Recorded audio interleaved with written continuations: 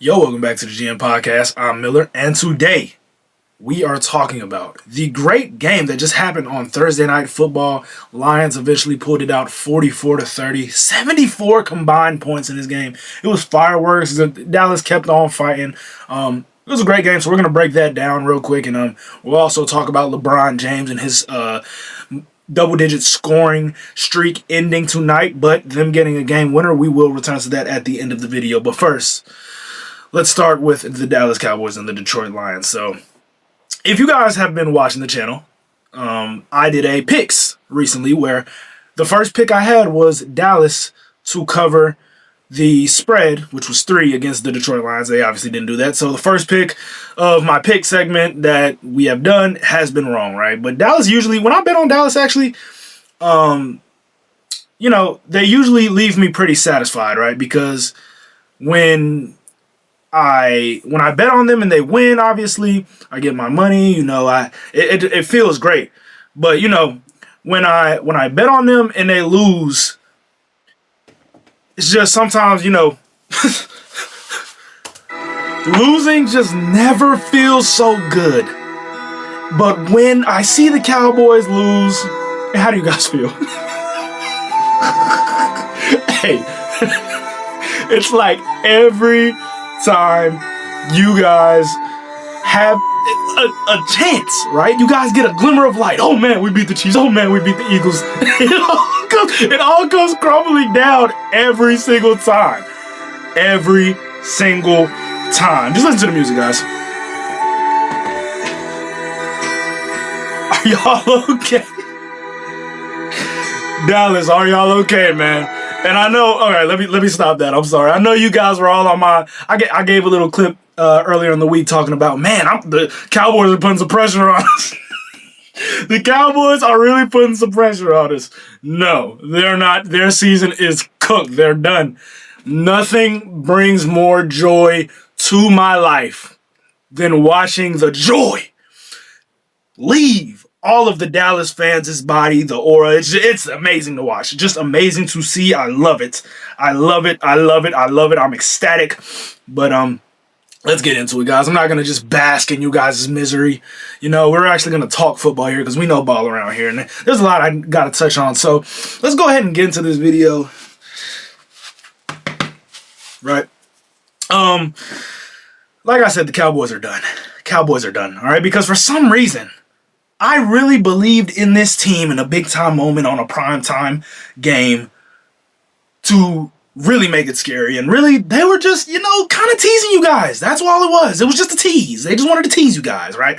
And that's pretty much what happened. But I did think the Dallas Cowboys fought pretty hard today. And the problem is, when you put yourself in such a hole where you go 3-5-1, obviously it leaves no room for error. And sometimes straight up, especially when you have a roster like the Detroit Lions, and I didn't know Amon-Ra was playing, actually. He thugged it out, which we'll get to him. Holy crap. You leave yourself no room for error, and when you play a team like the Detroit Lions, sometimes they're just better than you, and they have home field advantage, and that's kind of what it felt like tonight. It felt like two teams that, early on were a little shaky, had jitters. They knew it was a literal playoff game, but eventually they got it figured out, and the men on Detroit were just better than the men on Dallas tonight. And that's how it played out.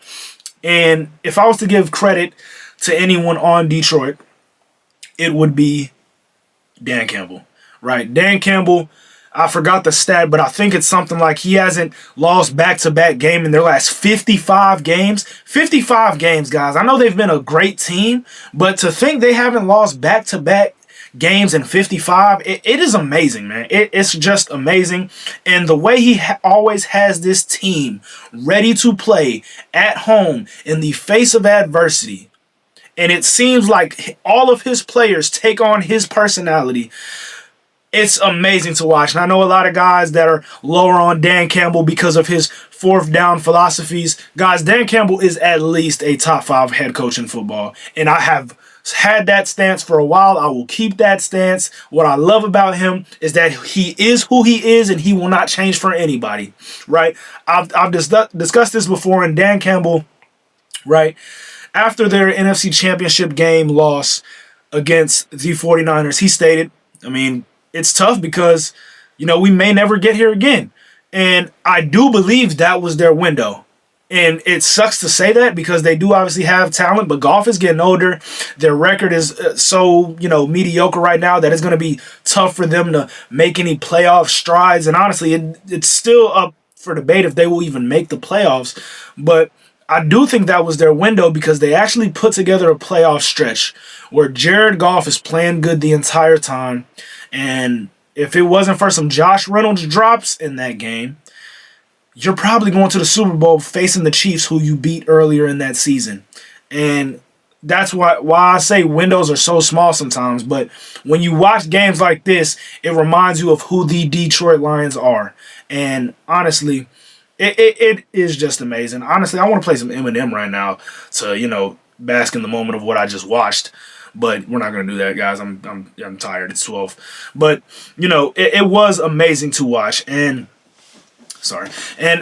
at the end of the day, Brad Holmes deserves credit as well because the talents he has assembled on this roster, I almost feel bad for even doubting this team in the first place because I'm watching guys, Jamison Williams, who I underrated a little bit, Amon-Ra obviously coming out and making plays, Jahmyr Gibbs, David Montgomery. They got so many guys, and under a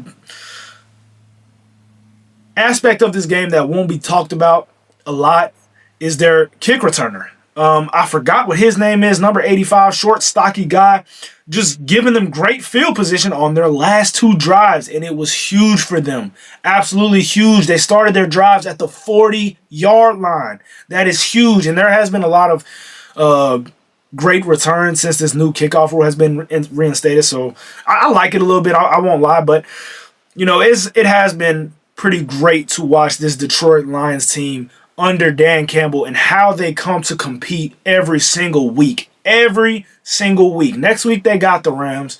And if they go to LA and win that game, guys, Detroit, wherever they end up, they will be remembered for a very long time as one of the great stretches of all time. There are some teams that we remember, the Steve Nash Suns that never won anything. The James Harden, Chris Paul Rockets that were very good. And those are just two off the top of my head. Obviously, there are more than that. The KD, Russ Harden trio that won. But you still remember those guys because of what they gave to their game. And I think about that with the Detroit Lions and I feel like they are so iconic as a team and how they have fought and how they have inspired people that regardless of if they walk away with the championship ring or not, this is a team that will be remembered for a very, very, very long time. And I think what really showed that tonight, obviously other than Dan Campbell, was Amon-Ra St. Brown, who was a main reason I bet on the Dallas Cowboys because the injury report, I thought the guy wasn't playing. He messed up his ankle less than a week ago, guys. It was a week ago, all right, because they played on Thanksgiving. But the fact that he played on this ankle and noticeably hurt, by the way, and this is not an ankle injury to a left guard. It's not an ankle injury to a quarterback. It's not an ankle injury to even a linebacker. This is an ankle injury to a position to where you literally have to run full speed a large majority of the time in the wide receiver. Obviously, you're playing at your own pace, but you're still running, threatened vertically, trying to get DBs to back up off you. And this guy is obviously hobbled, right? And credit to Dan Campbell and Amon-Ra for executing that second down play where it just shows you the guts because I don't think they even went for it on fourth down tonight, which is crazy. I didn't think about that before, but first down, they run it, obviously, as you should do, trying to waste some clock. And then second down, boom, we're going to play action and throw it right over your head because who would do this but us, right? Who would run that play on second down but Dan Campbell? But he trusts his guys to go out there and make plays, and they went out there and they executed. Jared Goff on time, Amon-Ra catches the ball, running like Greg Jennings in Madden 12, and absolutely putting the team on his back, and he was so hype after that play. And Amon-Ra, if you ever had a doubt about this guy before, he's a dog, man. He's a dog, and he should have everyone's respect after this entire game and after that play in particular. And it's crazy to me that Dan Campbell even trusted him to make that play, him being injured. And maybe that was the rationale. Maybe he's thinking, well, Dallas isn't really respecting him right now. They won't think this glance route is coming. But they throw the glance. He takes it for about 30 more yards. And he's just a dog, man. He's a dog. And every time I watch the Lions, I just walk away impressed, guys. Even last week against the Packers, I thought they fought. Right? The Packers, when Jordan Love is just on, they're a hard team to beat. It's as simple as that. They're just very talented, but amazing. Absolutely amazing. And Dallas. Let's get to Dallas.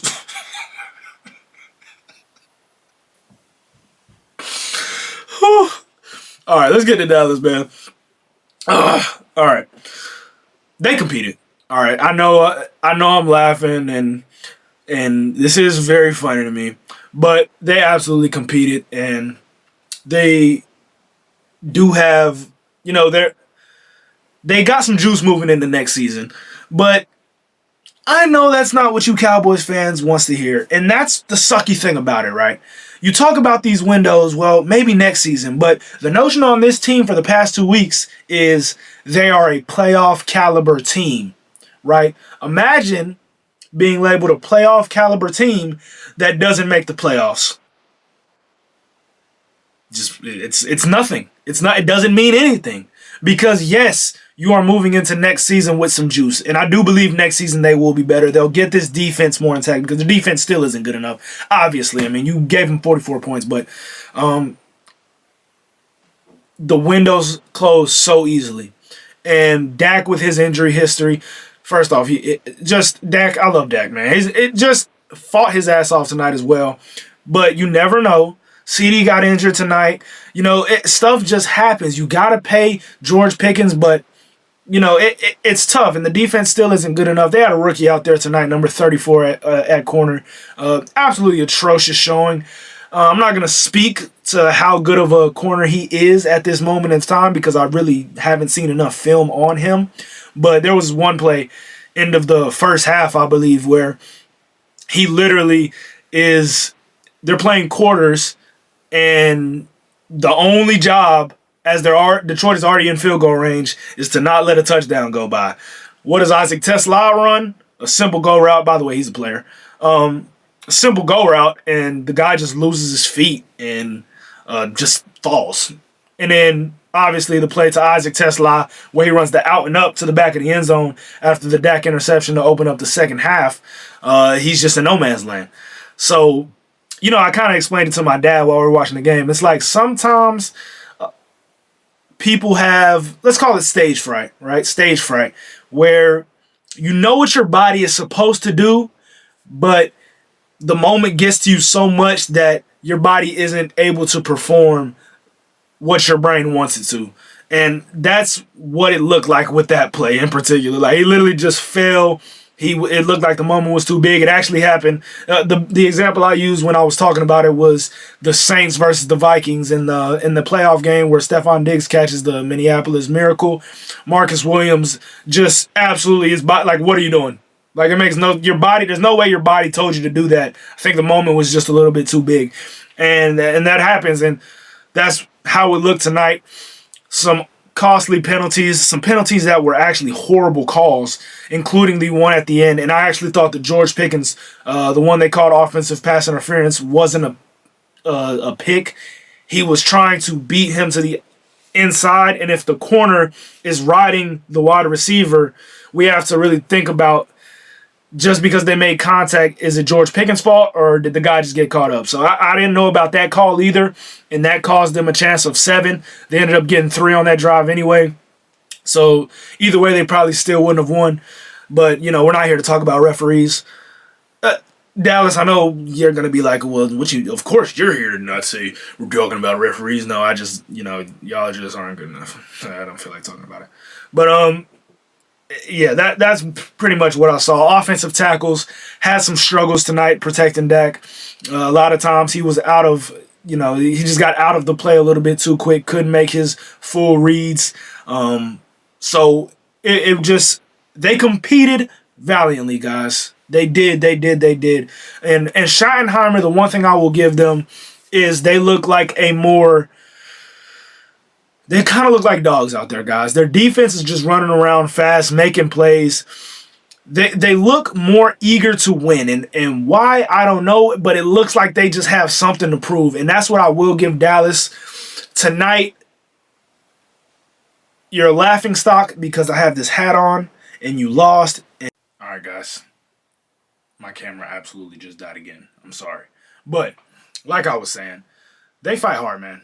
They do fight hard, and you would think that this team, the Dallas Cowboys, in this spot, and he's honestly in the last 3 games, you would think that this team would perish, they would crumble under the pressure, they would just get destroyed, and that just hasn't been the case. They've been fighting their tails off week in, week out, defense flying around. A lot of people are going to come for George Pickens as well. I was going to talk about that. A lot of people are going to come for George Pickens, Richard Sherman getting on him after the game. George Pickens didn't play very bad, guys.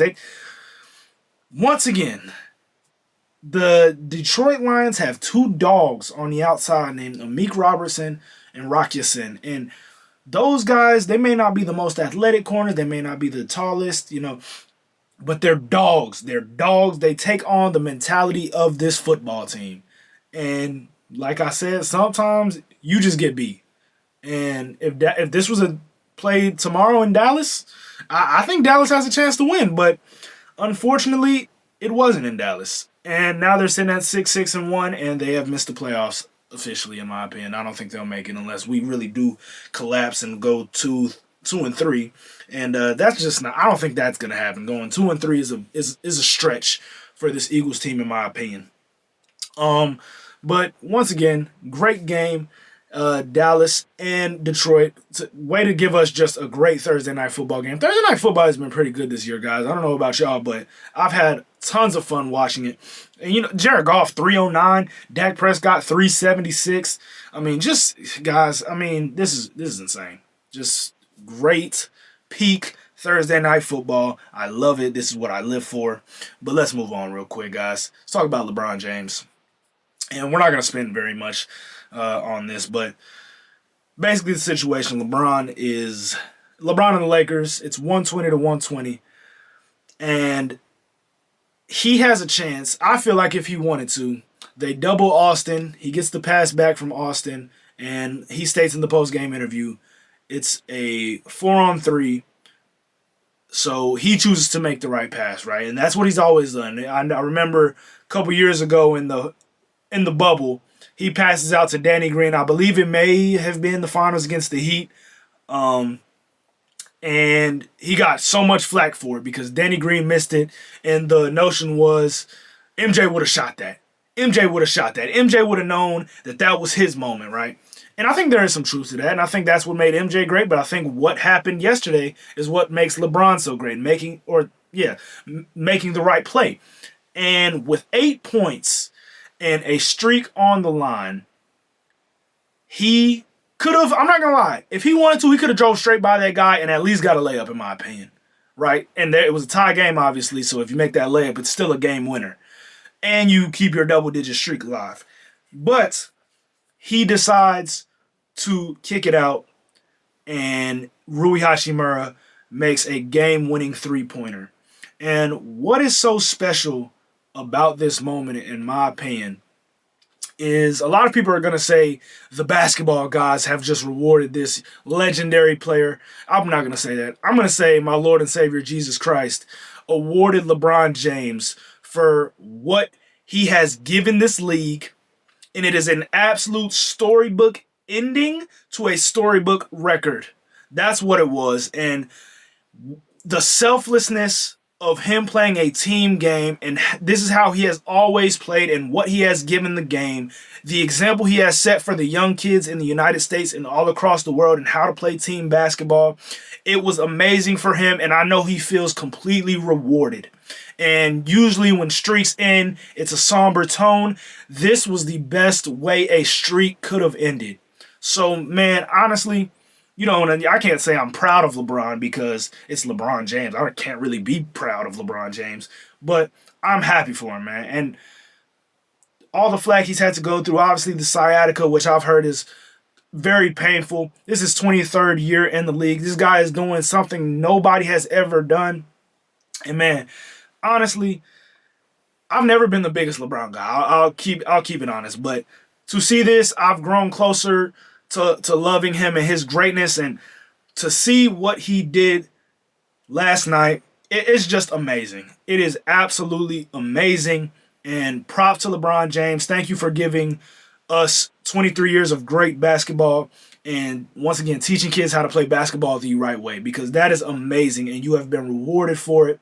And like I see, you plant seeds in this world, and God will make them grow.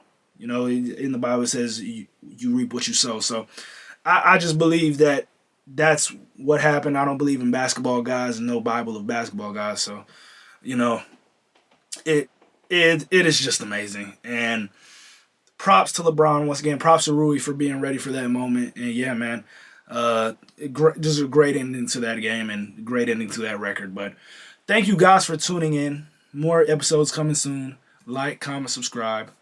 Peace out.